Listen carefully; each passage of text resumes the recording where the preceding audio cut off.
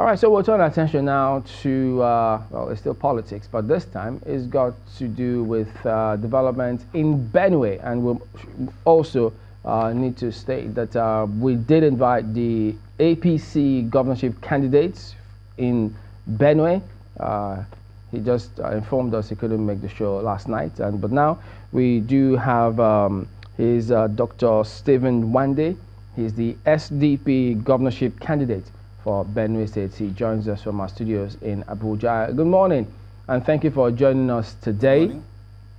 Well, I haven't seen what's going on there, but let me start by asking you, you emerged through a controversial process. In fact, they say, well, your party having eventually substituted your name and put on the ballot something that this is going to pose a huge challenge, because the person whose name was removed and yours put in there, you may not be guaranteed his or his people's votes, and that will hurt your party. Do you agree with that? Hello? Can you hear Hello? me? Yeah, I can hear now.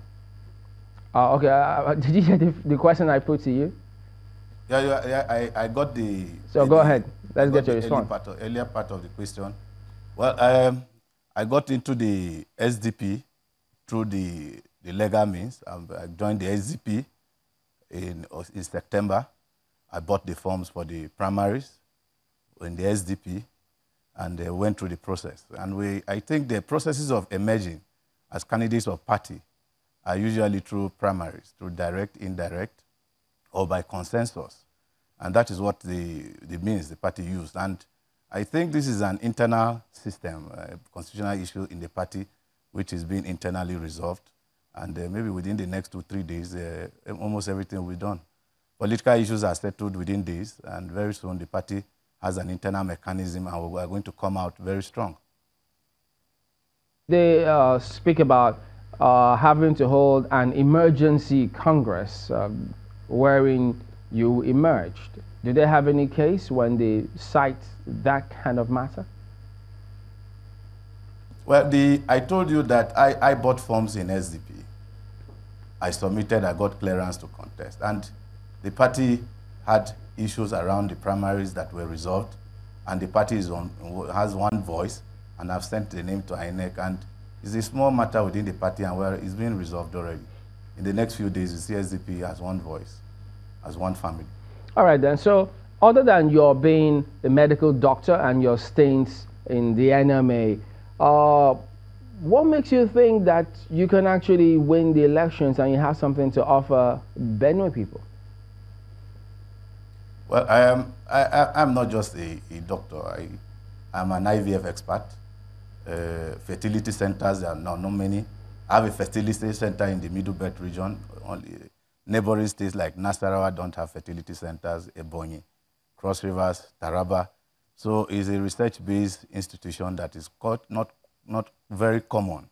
And to set that up and run it successfully in the state gives us an edge, because the state needs people with ideas, people with new vision, people with new focus, who will drive the economy of the state.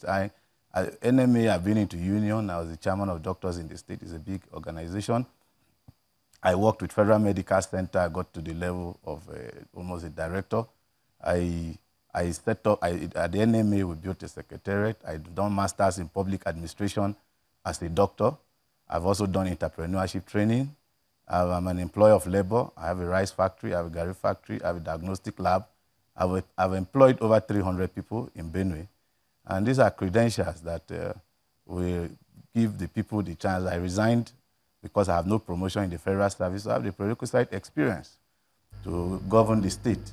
Benue is in their need of people who create jobs. There are two issues in Benue now that we must address, because the state is facing almost a systemic collapse. The economy is depressed. The unemployment, the state-owned industries are not functional, salaries are not paid, pensioners are owed over 17 months. Teachers, the last time teachers were promoted was in 2006. And so many issues. The head doctors and the health workers just came back from a strike. And the strength of Benue, what anybody wants to govern Benue now, what the person has to do, one is to revive the economy. Yeah, but before we go to that, stabilize it. I thought that there were reports that the governor had instructed that some the salaries be paid as soon as possible, but we'll come back and double check on that. But let's take you up on security. It's big in Benue. It's a huge issue in Benue. Let's start with the anti-open grazing law in Benue. What do you think about that? The first thing is that I want to say that the SDP, the deputy governorship candidate, who is Dixon Akko, is a security expert. So we have a security expert as a deputy governor candidate alongside with me, and that gives us edge because currently security challenge is a major factor in this election. The anti-open grazing law, the basic responsibility of every government is to protect life and property.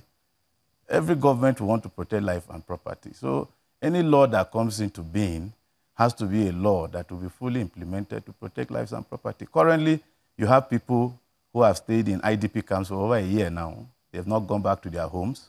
They are staying in temporary provided places. They are not farming. So any government that comes in now has to implement a law that will take the people back to their homes and protect their lives. And this is not what we have currently now because the people are still in IDP camps. The state government itself gave a report that 80,000 students, pupils are out of school. So we need to reorganize. But I think it's not by confrontation. I think it's not the confrontational approach. We need dialogue. We need diplomacy. I'm sorry, I'm trying to wrap my head around your point. Are you saying that you do not support the anti-open grazing law because it's confrontational? I support every law that will protect lives and property. I support it. But I am talking about the implementation. I support every law that will protect life and property. What I am discussing, we have to improve on the implementation. Of the anti-open grazing law has to be looked at. Yes, the implementation, so that the people go back to their homes and they continue their family. Could you be a little more specific? Not gone back yet. So, be a little more specific. What do you mean about the implementation? Any law, the law is meant to take the people back to their homes, so that they can farm.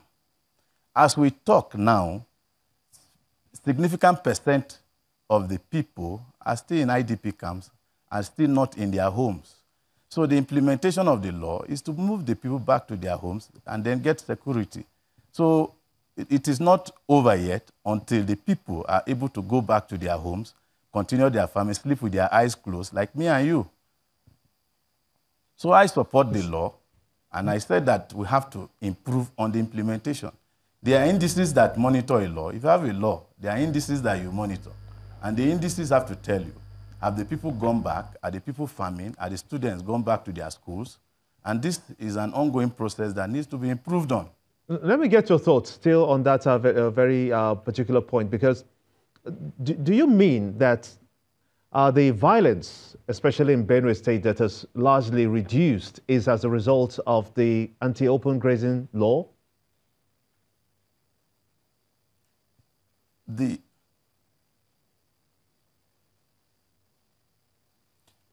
Did you get that? The anti-open grazing law is the people's law. The people sat back, the government and the lawmakers and the people, the church, the traditional institution, sat together and agreed on the law.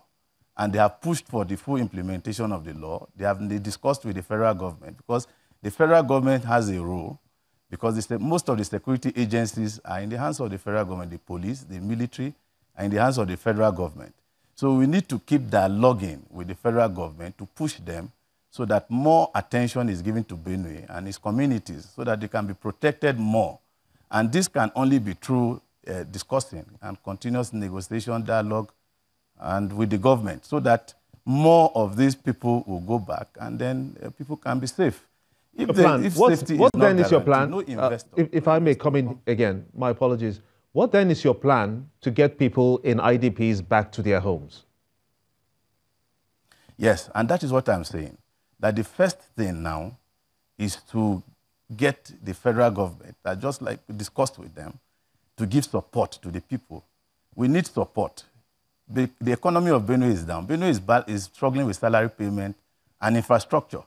You need grants from federal government to push these people to rebuild, to rehabilitate, to recreate, to renovate the damaged environment of these people. They can't go back. Their homes are destroyed. Federal government can give grants. International agencies can give grants. The state government alone cannot do this. So we need to dialogue. Just give us a moment. We need to go to break, but we'll be back and continue with this in just a moment. Stay with us.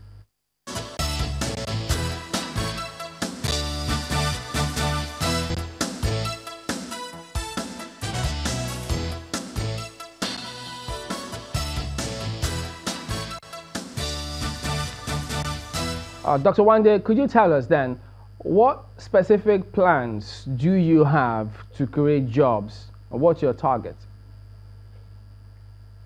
Thank you so much. Everybody knows Benue. That Benue is mainly an agrarian, but God gave us one of the best soils in the whole world. Everybody's aware of this. And agriculture is our strength. So what we really need to do is agricultural diversification through knowledge-driven based economy. There was a governor who was there in 1979, and the governor set up a lot of agricultural companies for processing. He set up he set up ADC, which was for piggery, rabbitry, and hatchery. He set up Taraku mills to process soybean. He set up Nigerian breweries. He set up Kogen for a cattle ranch. He set up fishery.